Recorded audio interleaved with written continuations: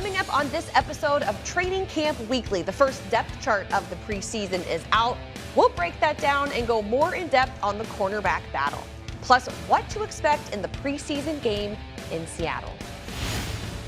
Welcome inside TCO Studios. I'm Tatum Everett alongside Viking Entertainment Network's Gabe Henderson and Fox 9's Ahmad Hicks. And guys, football is officially back with this first depth chart released. But before we dive into that, Gabe, I'll start with you. What have been your strongest observations so far this training camp? Strongest observations for sure has been the offensive chemistry. And when you talk about these guys that have returned from last year's team, this is the first time in their career or in their career as Vikings that they've had the same offensive coordinator in consecutive years. That means a lot, especially for development. I remember talking to KJ Osborne earlier this week, and he told me having the same offensive coordinator not only is a sense of relief, but it's also a sense of urgency. You don't have to relearn the playbook, retool your brain to understand how we, finished last year. You can pick up January 15th last year, check those same checks, those same play calls, that same playbook.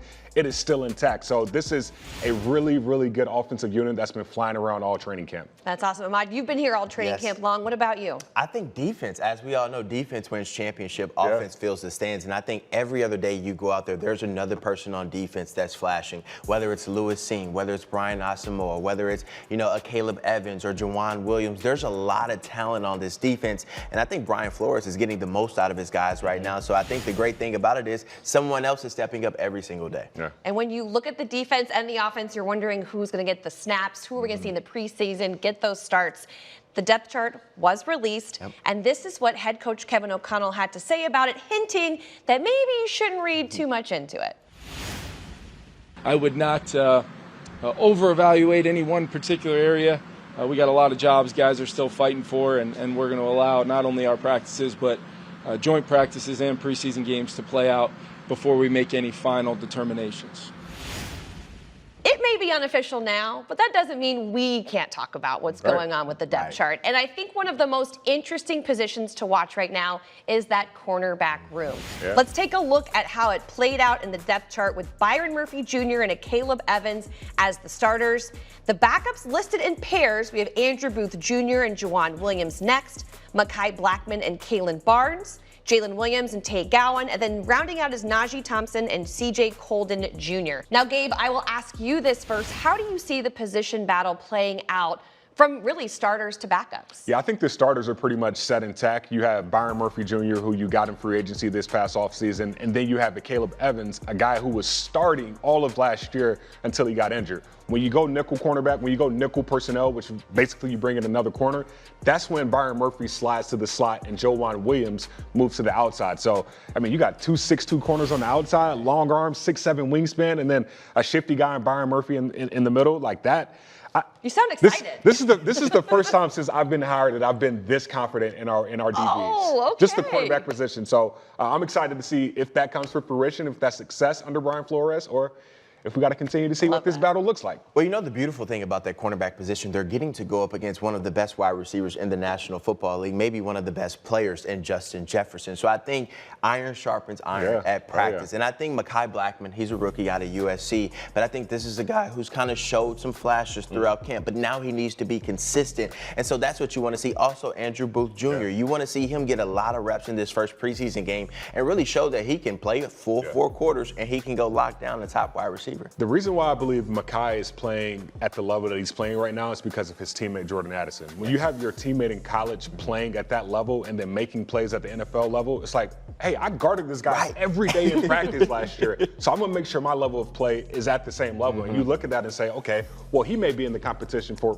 future starters when it comes to cornerback. So iron sharpening iron, everybody making everybody better. I love what we have in our cornerback room this year. And I think Mekhi has that chip on his shoulder because if he's like, Jordan's running with the ones, like, what's up? Like, I can run with the ones, too. So I think it's a lot of talent in that room, and I think Flores is getting the most out of his guys this camp, and that's what you want to see. Well, we hope you've been enjoying those training camp battles. We've seen you out here at camp, and here are some of the pictures that you guys are tweeting out at us using the hashtag VikingsCamp. Let's see. We have this one from Todd. He has a splashing good time in his 30th straight Vikings training camp. That's dedication. Right. Serious dedication. That goes back to the Mankato days, guys. 30 straight years. I know. And then Katrina, she has a cute picture over here. We're loving the Vikings cheer clinic. We'll have to see the youth She's here on for there, the right? vibes. There for the Vibes are vibes. always immaculate here. The kids clinic's always fun. Always MVC Junior Cheer is so adorable. Well, we want to see more of your pictures. You can tweet #VikingsCamp, and maybe on the next episode of Vikings Training Camp, you can see that on this show. The full training camp schedule, though, is located on Vikings.com/camp because you can't make those pictures if you're not here, right? Well, guys, before we go, here is a look at the preseason games so far. Obviously, the Seattle game just around the corner. We're going to round things out in the next 2 weeks with the Titans and the Cardinals. But before we get to that, you can catch the Seattle game on Fox 9, Ahmad, right? Absolutely. What are the details of that? Absolutely, and we have Vikings Game Day Live starting at 8 p.m. Ron Nice. Johnson will be joining me and Don Mitchell, so we'll break down the game. We'll have all the pregame analysis, the storylines you need to see, the position battles to watch during that game, and that'll lead right into the game at 9 o'clock on Fox 9. That's right, 9 o'clock. Paul Allen and Pete Burcich on the call, simulcasting between Fox 9 and KFAN. So real quick before we wrap things up, Gabe, what are you looking forward to seeing in this Seattle preseason game?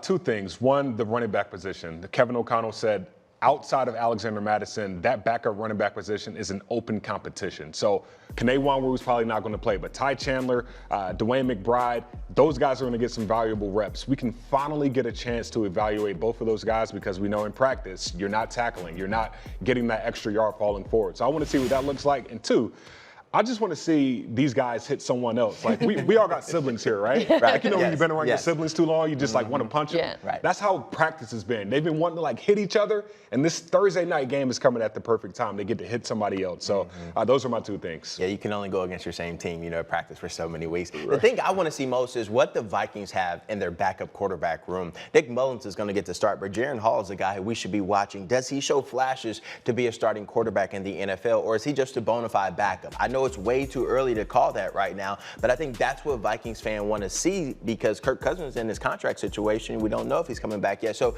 you want to know what you have in your quarterback room. So I think all eyes will be on Jaren Hall, and I'm pretty sure he'll get the whole second half. So he'll have a lot of time to go out there and show his worth.